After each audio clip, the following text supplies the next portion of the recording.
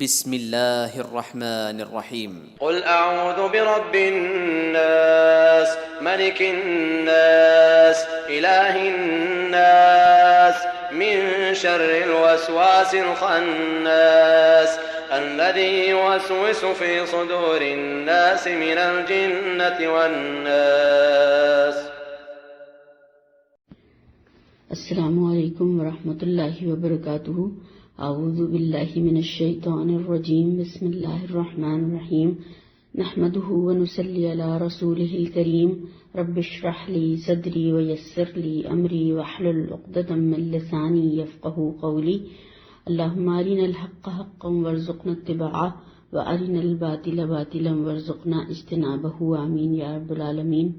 اللہم فقہنا فی الدین. اللہم انفعنا بما علمتنا وعلمنا ما ينفعنا وزدنا علما. اللہم انی اسألک علما نافعا وعملا متقبلا ورزقا طیبا. اللہم انی اعوذ بک من علم لا ينفع ومن قلب لا یخشع ومن نفس لا تشبع ومن دعوة يستجاب لها. رب زدنی علما والحقنی بالصالحین. آمین یا رب العالمین. الحمدللہ، اللہ تعالیٰ کا بے حد شکر احسان ہے کہ اس نے ہمیں سپارے کے آخر تک ختم تک پہنچایا، اور یہ پورا سلسلہ 2 سال تک چلتا رہا الحمدللہ. اور یہ اللہ تعالیٰ کے فضل اور اس کے احسان سے پائے تکمیل کو پہنچا. آج اس کے حوالے سے آخری سورت جو سورہ ناس ہے اس کو تھوڑا سا تدبر کے حوالے سے دیکھیں گے انشاءاللہ تعالیٰ. اور یہ اللہ تعالیٰ کا سراسر بہت بڑا فضل اور اس کا احسان ہے کہ اس نے اپنی ایک حقیر بندی کو اپنی کتاب کی یہ خدمت کرنے کا موقع دیا.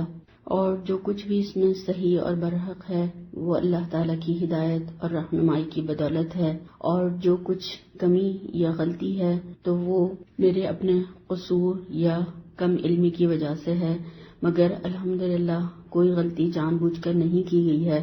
اللہ کے کرم سے امید ہے کہ وہ اس کو معاف فرما دے گا اور اس کو ہمارے لیے صدقہ جاریہ بنائے گا انشاءاللہ تعالی. آمین. اور اس کے ذریعے سے اگر کسی ایک شخص کو بھی ہدایت مل جائے یا صحیح راستہ اس کو نظر آ جائے تو اللہ تعالیٰ اس کو میری مغفرت کا ذریعہ بنا دے انشاءاللہ تعالی. آمین. تو اب ہم تھوڑا سا قرآن کے آغاز اور اختتام کے حوالے سے چند باتیں دیکھتے ہیں. قرآن کا سورہ ناس پر جیسا کہ ہم نے دیکھا اختتام ہوا. قرآن ترتیب نزول پر مرتب نہیں کیا گیا ہے.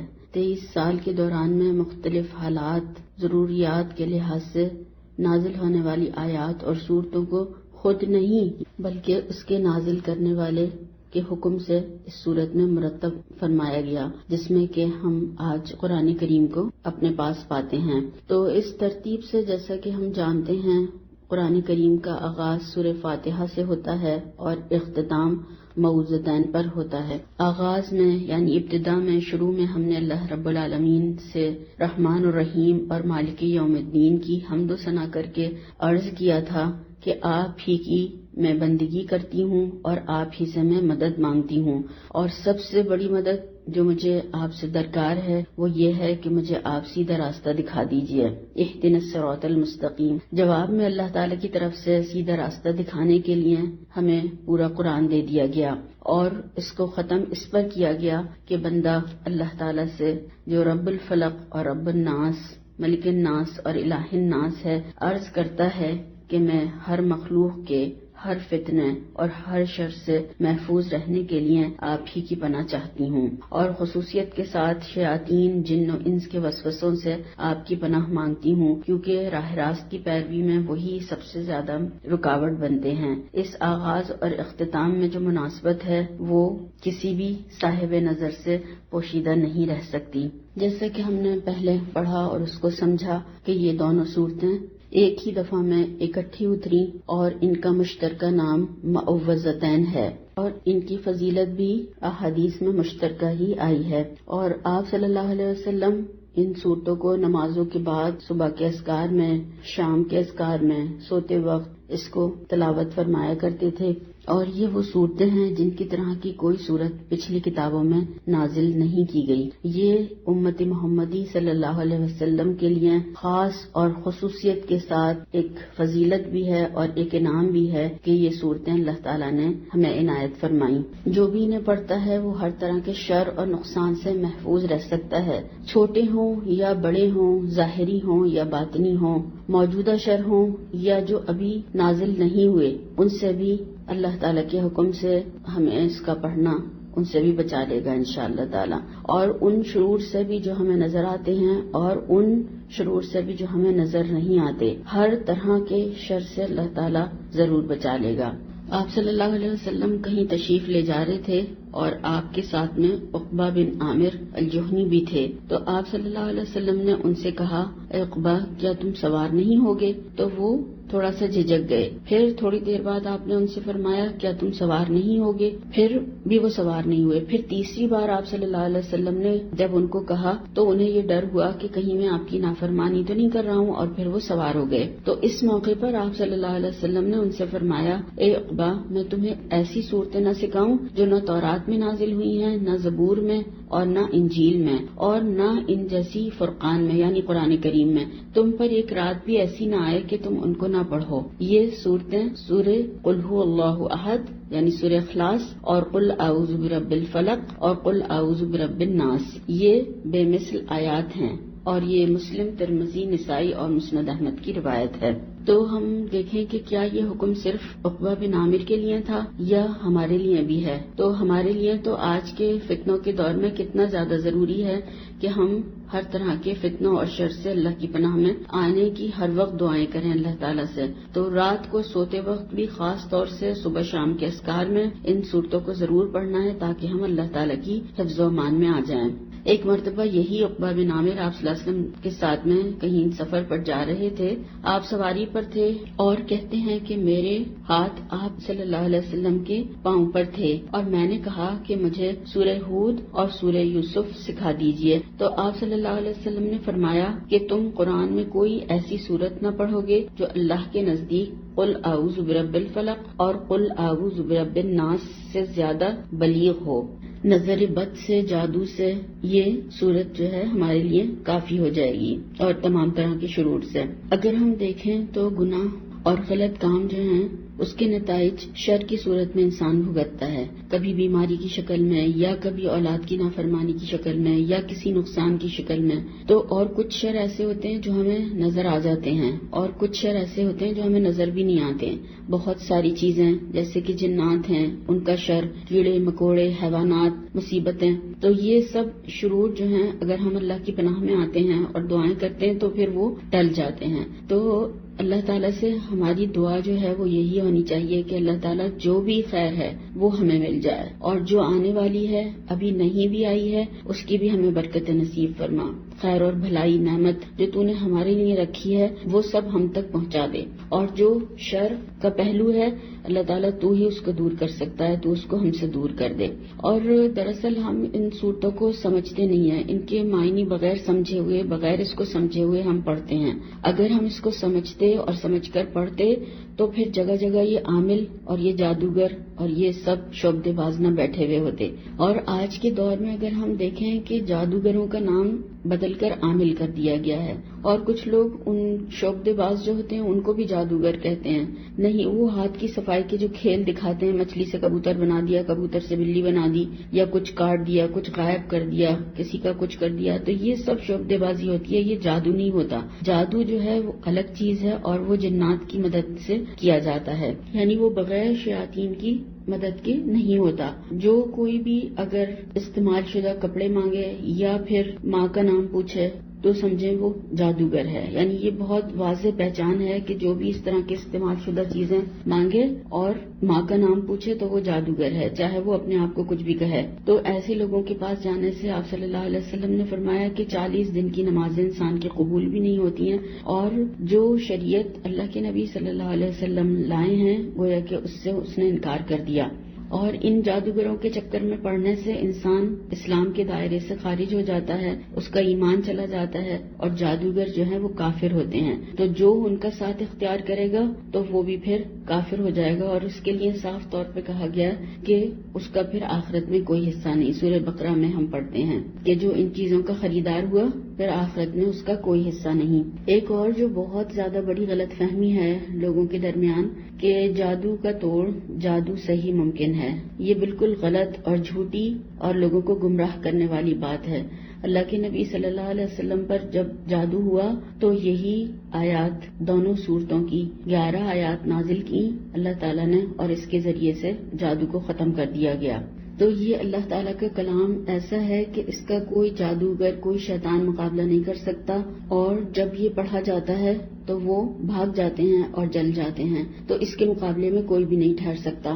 تو آپ صلی اللہ علیہ وسلم سے ثابت ہے کہ آپ ان صورتوں کو نمازوں میں پڑھا کرتے تھے، اپنی فیملی کی حفاظت کے لیے، اپنی حفاظت کے لیے ان صورتوں کی تلاوت فرمایا کرتے تھے، اور صحابہ کرام بھی پھر آپ کے طریقے کو دیکھ کر اسی طرح اس کی تلاوت فرمایا کرتے تھے. آپ صلی اللہ علیہ وسلم نے فرمایا کہ کسی پچھلی قوم میں حفاظت کے لیے ایسے الفاظ یا ایسی کوئی صورت نازل نہیں کی گئی جس میں کہ جادو، نظر بد اور حسد کو دور کرنے کے لیے کلمات دیے گئے ہوں. تو یہ گویا کہ مسلم امہ کا اسپیشل گفٹ ہے، خاص تحفہ ہے اللہ تعالی کی طرف سے، مگر ہم اسے چھوڑ کر اور دوسری غلط چیزوں میں پڑے ہوئے ہیں اور ان کو پڑھنا چھوڑ دیا ہے، اور اس طریقے سے نہیں پڑھتے جیسے کہ آپ صلی اللہ علیہ وسلم اور صحابہ کرام پڑھا کرتے تھے.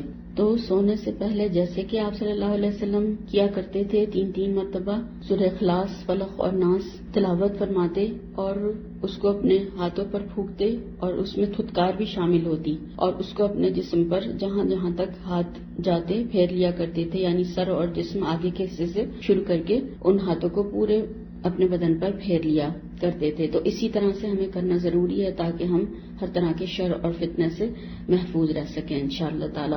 اور وضو کی بھی اس میں کوئی شرط نہیں ہے، وضو ہو یا نہ ہو ہم اس کو پڑھ سکتے ہیں. ہم نے دیکھا تھا کہ سورہ فلق میں ایک آیت ہے جس میں کہ اللہ کی پناہ میں آنے کی بات کی گئی ہے، اور 4 آیات ہیں جن سے کہ بچنے کے لیے اللہ کی پناہ طلب کی گئی تھی، یعنی مستعاذ بھی اور مستعاذ منہ. اس میں باہر کے شر سے حفاظت کی بات تھی، یعنی سورہ فلق میں. جبکہ سورہ ناس میں 3 آیات جس میں اللہ تعالیٰ کی 3 صفات ہیں اس کے ذریعے سے پناہ مانگی گئی ہے، اور صرف ایک شر سے پناہ مانگی گئی ہے. تو اس میں اندر کے شر کی حفاظت کی بات ہے. اس کے حوالے سے اسکالر کہتے ہیں کہ مسلمان جب بھی دعائیں پڑھتے ہیں تو وہ جادو، حسد، نظر بد سے حفاظت کے لیے ان صورتوں کو پڑھتے ہیں، ان سے بچنا چاہتے ہیں. اور جبکہ سورہ ناس کو اس نظر سے پڑھنا چاہیے کہ اگر میں نے شیطان کے وسوسوں کو دل میں جگہ دے دی یا کوئی غلط کام، گناہ کر لیا، غلط بات کوئی ہو گئی تو وہ میری دنیا اور آخرت دونوں کو تباہ نہ کروا دے. تو ایک مسلمان کی زیادہ خواہش اور زیادہ نیت اور دعائیں یہ ہونی چاہیے سورہ ناس کو پڑھتے ہوئے کہ اے اللہ میں کبھی بھی شیطانی وسوسوں کا شکار نہ ہوں، کہ میرا ایمان چلا جائے، اور اس کا یہ سب سے بڑا نقصان ہے انسان کا کہ انسان کا ایمان جو ہے وہ ختم ہو جائے، اور شیطان جو ہے مرتے وقت تک اس کے انسان کے پیچھے لگا رہتا ہے اور اس کو چھوڑتا نہیں ہے. تو اس لیے ہمیں دعاؤں میں خاص طور سے اور اس کو پڑھتے ہوئے یہ ذہن میں رکھنا چاہیے کہ ہمیں شیطانی وسوسوں سے، چاہے وہ انسانی شکل میں ہوں یا شیطانی وسوسے ہوں، اللہ تعالی ہمیں ان سب سے محفوظ رکھے. اور اس کے لیے اللہ کے نبی صلی اللہ علیہ وسلم نے جو ایک دعا ہمیں بتائی ہے، اعوذ باللہ من الشیطان الرجیم من نفخہ ونفثہ وہمزہ، میں شیطان مردود سے، اس کی پھونک، اس کے تھوک اور اس کے وسوسے سے اللہ کی پناہ مانگتی ہوں. یہ ابو داؤد کی روایت ہے. کسی نے ایک واقعہ بیان کیا کہ ایک شخص سے اس کا ایک دوست ملنے کے لیے آنا چاہتا تھا، مگر اس شخص کے پاس ایک بہت ہی خونخوار کتا حفاظت کے لیے پلا ہوا تھا، حفاظت کے لیے، اس کی جانوروں کی نگرانی کے لیے. تو جو دوست ملنے آنا چاہ رہا تھا وہ اگر اس کتے کا خود مقابلہ کرے گا تو وہ اپنے دوست سے بھی نہیں مل سکے گا اور زخمی ہو جائے گا، اور ہو سکتا ہے کہ اسے اپنی جان سے بھی ہاتھ دھونے پڑ جائیں. تو پھر عقل مندی کا تقاضا یہ ہے کہ وہ اس کتے کے مالک کو کہے کہ وہ ذرا اس کو ہٹا دے تو پھر وہ آرام سے بغیر نقصان اٹھائے ہوئے اپنے دوست سے ملاقات بھی کر سکتا ہے. تو اس کے مثال سے سمجھانے کی یہ کوشش کی گئی ہے کہ اسی طرح سے ہم اس شیطان کا مقابلہ خود اکیلے تنہا نہیں کر سکتے، اور اس کا مقابلہ تو ہمارے لیے اور زیادہ مشکل اس وجہ سے بھی ہے کہ ہمیں وہ نظر بھی نہیں آتا اور ہم اس کو دیکھ بھی نہیں سکتے اور وہ ہمیں دیکھ سکتا ہے. تو پھر ہم اس کے مالک سے، جو ہر چیز کا مالک ہے، جس میں کہ ہمیں کہا گیا ہے کہ جو لوگوں کا رب ہے، مالک ہے، بادشاہ حقیقی ہے اور معبود برحق ہے، تو پھر اس کی پناہ لے لو، اس کی پناہ میں آ جاؤ، تو پھر تم خیریت سے وہاں سے گزر بھی سکتے ہو اور نقصان بھی نہیں اٹھاؤ گے. اب تھوڑا سا اس صورت کو اور ایک دفعہ دیکھ لیتے ہیں.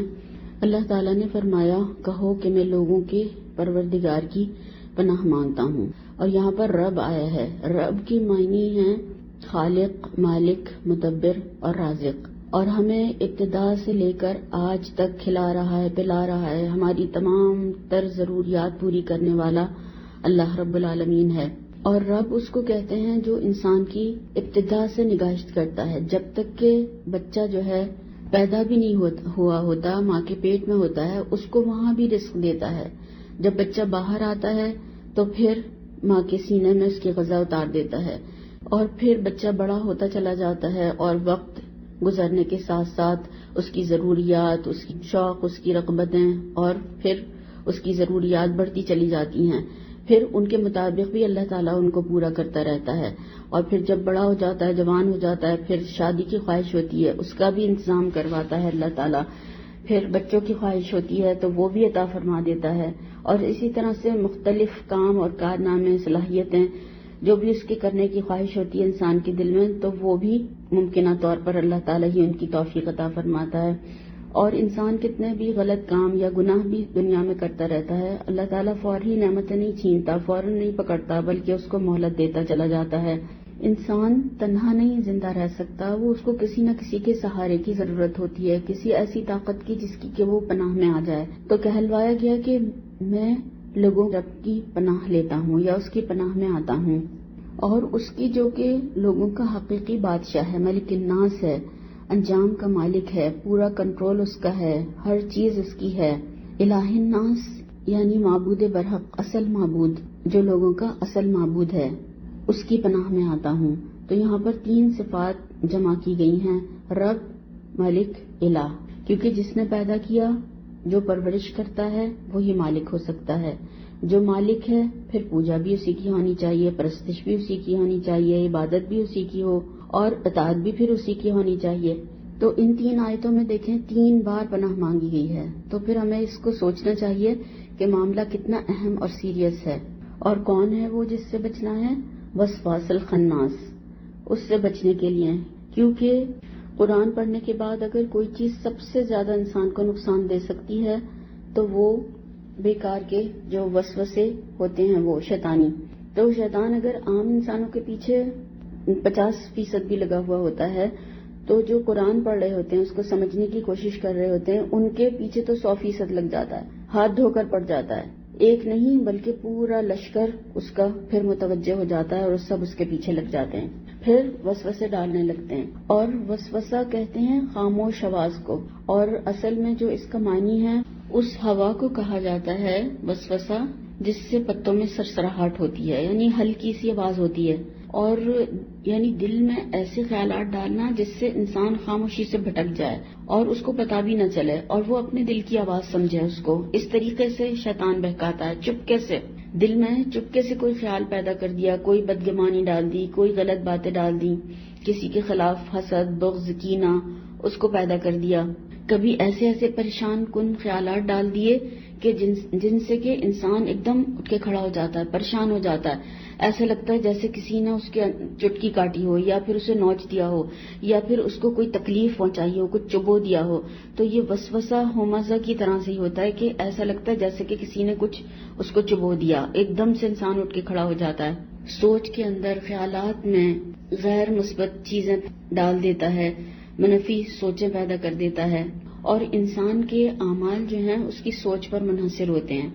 اگر کسی کے متعلق آپ کی سوچ منفی ہے تو پھر ویسے ہی آپ کا اس کے متعلق خیال بنتا چلا جائے گا اور گفتگو میں بھی چھلکے گا اور عمل سے بھی ظاہر ہوگا. اور سب سے زیادہ رکاوٹ اہم کام کرنے میں ڈلواتا ہے، کوئی اہم بات، کوئی اہم چیز، اور سب سے زیادہ اہم نماز، وضو کرنے میں، پاکی حاصل کرنے میں، قرآن کے پڑھنے میں، یعنی قرآن کی تلاوت کرنے میں، اس میں سب سے زیادہ انسان کی رکاوٹ ڈالتا ہے اور وہ چاہتا ہے کہ یہ اس طرف نہ آئے اور یہ نہ پڑے.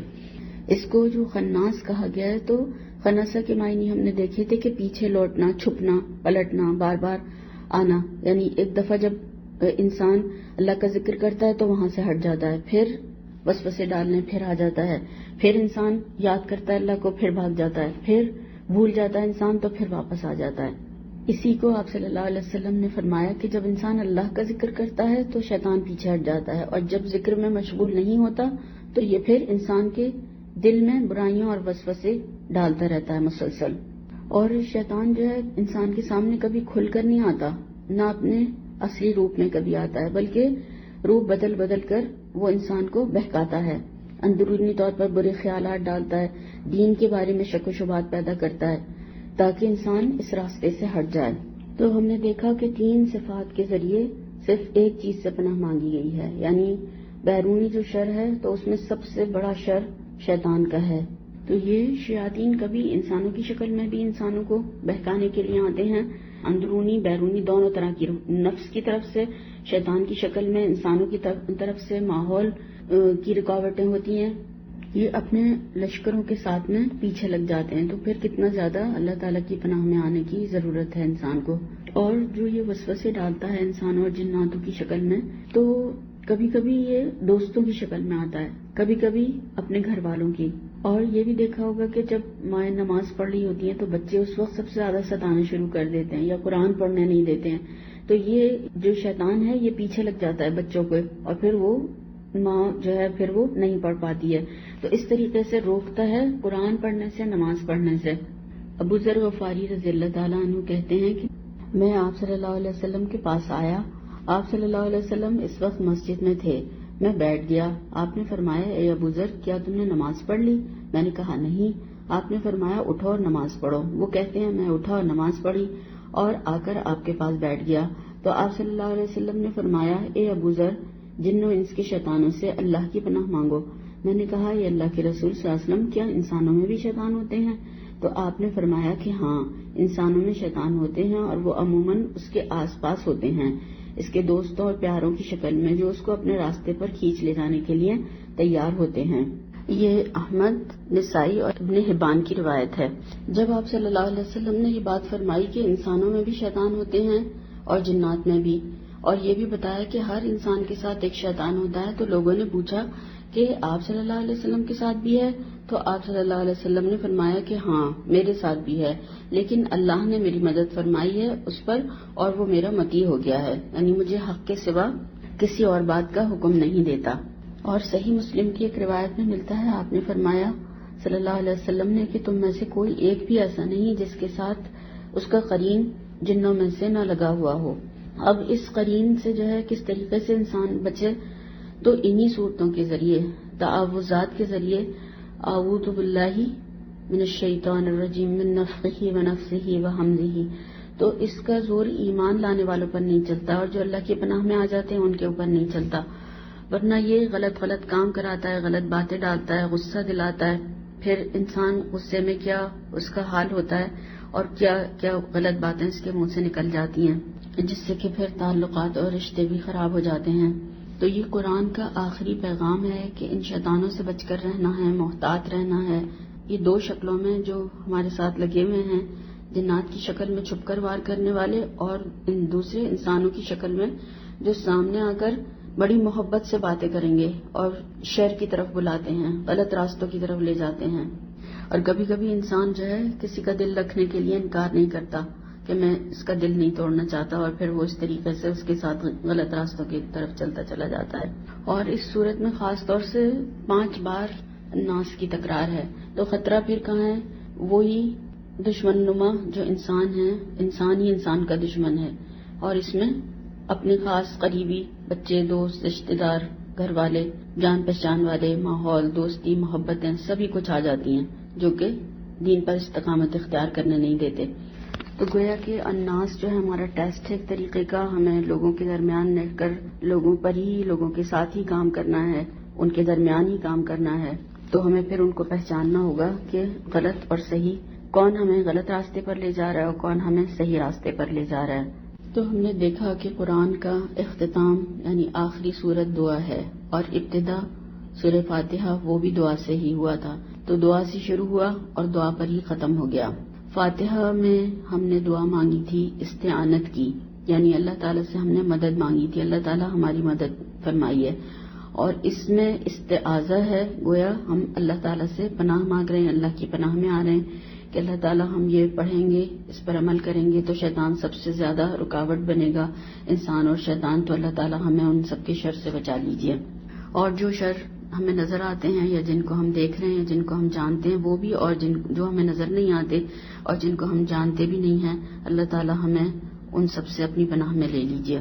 تو شروع اور اختتام پر اللہ تعالیٰ نے خود دعا بتائی کہ دعا اس طرح کرو کہ اللہ تعالیٰ ہمیں مدد چاہیے عبادت کے لیے اور پناہ چاہیے اس عبادت کے راستے میں آنے والی ہر رکاوٹ سے، تو ہمیں اللہ آپ اپنی پناہ میں لے لیجیے، ہم اس راستے پر چلتے چلتے کبھی نہ رکیں، کہیں نہ رکیں، اور اللہ تعالیٰ ہماری اولاد اور ہماری نسلیں ان سب کو بھی اپنے راستے میں قبول فرما لیجیے، آمین ثم آمین۔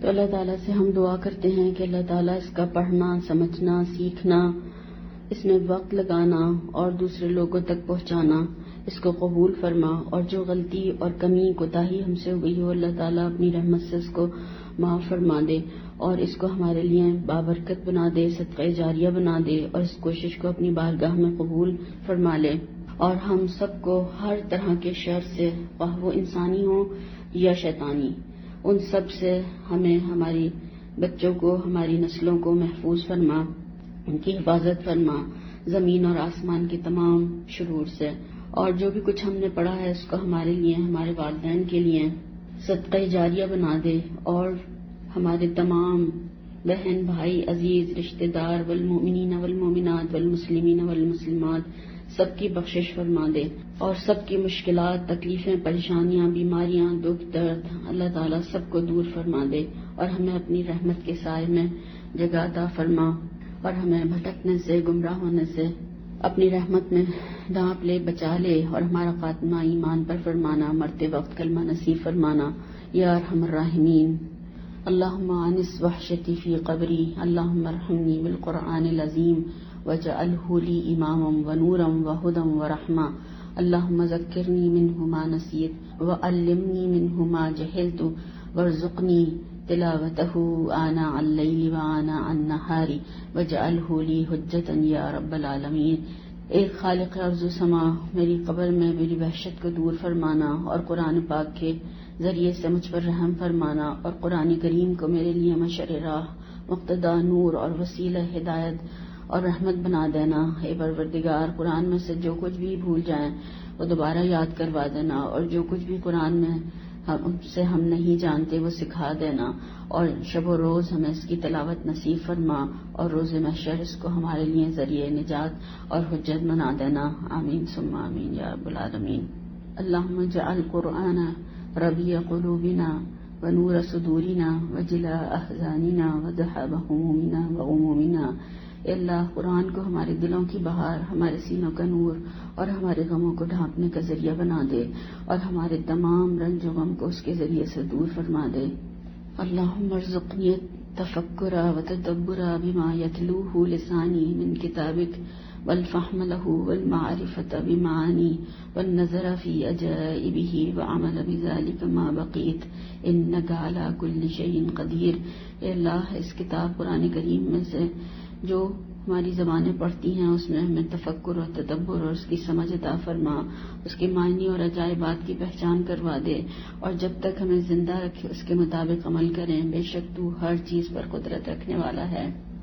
اے اللہ، بے شک جن چیزوں کا آپ صلی اللہ علیہ وسلم نے حاصل کرنے کا سوال کیا، ہم اس کو حاصل کرنے کا تجھ سے سوال کرتے ہیں، اور جن چیزوں سے بچنے کا آپ صلی اللہ علیہ وسلم نے سوال کیا ان سے ہم بچنے کی آپ سے دعا کرتے ہیں، سوال کرتے ہیں۔ اے اللہ سب کی دعاؤں کو قبول فرما، ہمارے حق میں ان کی بہترین دعائیں اور ان کے حق میں ہماری بہترین دعاؤں کو قبول فرما۔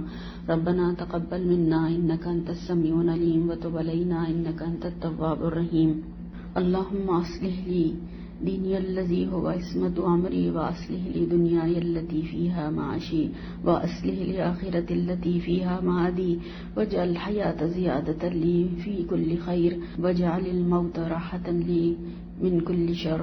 اللہم اجعل خیر عمری آخرہ وخیر عملی خواتمہ وخیر ایامی یوم القاک فیہ۔ اللہم انی اسألک موجبات رحمتک وعزائم مغفرتک والسلامة من كل اسم والغنیمة من كل بر والفوز بالجنة والنجاة من النار۔ اللهم احسن عاقبتنا في امور كلها واجرنا من خزي الدنيا وعذاب الآخرة۔ اللهم اقسم لنا من خشيتك ما تحول به بيننا وبين معصيتك ومن طاعتك ما تبلغنا به جنتك ومتعنا بأسمائنا وأبصارنا وقواتنا وأحييتنا واجعله وارث منا واجعل ثارنا على من ظلمنا وانصرنا على من عادانا ولا تجعل مصيبتنا في ديننا ولا تجعل الدنيا أكبر همنا ولا مبلغ علمنا ولا تسلط علينا من لا يرحمنا۔ اللهم لا تدع لنا ذنبا إلا غفرته ولا حما إلا فرجته ولا دينا إلا قضيته ولا حاجة من حوائج الدنيا والآخرة إلا قضيتها يا أرحم الراحمين۔ ربنا آتنا في الدنيا حسنة وفي الآخرة حسنة وقنا عذاب النار۔ ربنا تقبل منا إنك أنت السميع العليم وتب علينا إنك أنت التواب الرحيم۔ سبحانك اللهم وبحمدك أشهد أن لا إله إلا أنت أستغفرك وأتوب إليك۔ وصلى الله تعالى على خير خلقه محمد وآله وأصحابه أجمعين برحمتك يا أرحم الراحمين آمين يا رب العالمين۔ الحمد لله على إحسانه، الحمد لله على كل حال۔ السلام علیکم ورحمۃ اللہ وبرکاتہ۔